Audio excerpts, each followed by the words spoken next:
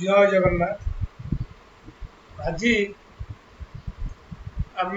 बर्तमान देखा जे समस्ते लोक केमी सब व्यस्तबहुल भितर सुख रहा धाई सुख एक्चुअल कौटी अच्छी भौतिक सुख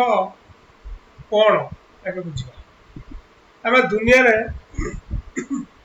समस्ते सुख पछरे धाई प्रकृत जीवन में सुख कौटी थाए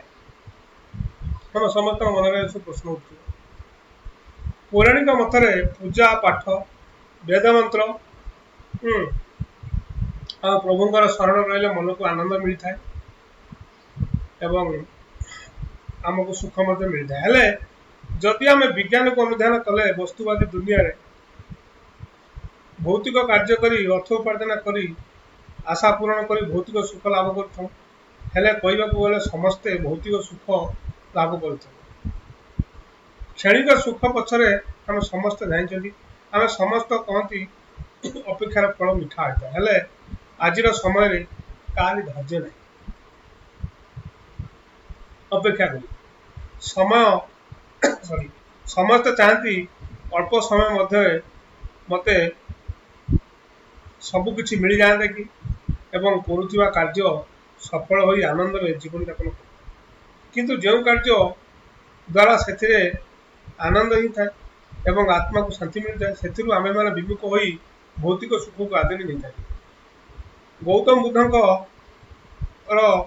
अमृतवाणी अनुसार कामनार विनाश ही दुखर विनाश है जो कामना अच्छी दुख अच्छी मन को प्रश्न आसे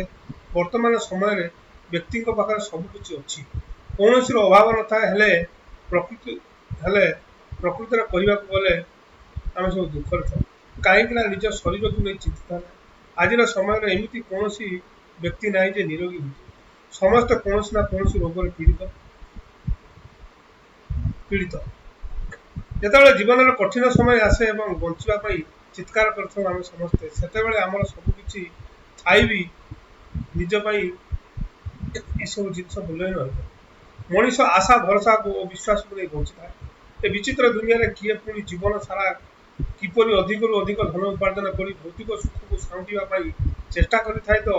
आउ किए पुणी प्रभुंर शरणापन्न हो कामना वासना दूरे रही प्रकृत आनंद सतरे भगवान सृष्टि प्रकृति द्वारा आम मैंने पाऊा पानी पवन गछ लता फल एवं गछ तलर छाई बसी आनंद अनुभव करता किंतु स्वार्थपर निर्बोध मनीष तार कामना और भौतिक सुख पाई जंगल सफा कर परिवेश को नष्ट कर दुख पाँच जो अम्लजान सारा जो अम्लजान आम जीवन बचापी से प्रति ध्यान न दे वायुमंडल को विषाक्त कर कोरोना महामारी समय अम्लजान पाइबापी आम ऑक्सीजन सिलिंडर को धरी घरे घरे भिक मागु ऑक्सीजन हेले शुण किए तेणुक यही महामारी शिक्षा दूसरी गछ न काटी गछ लगाओ निज जीवन को निजे ही बचा सतरे आम मान भूल पाई मानव समाज ध्वंस आड़ को गति करुच्ची ये सब दोषी ही सर्वभूत प्राणी मनीष किए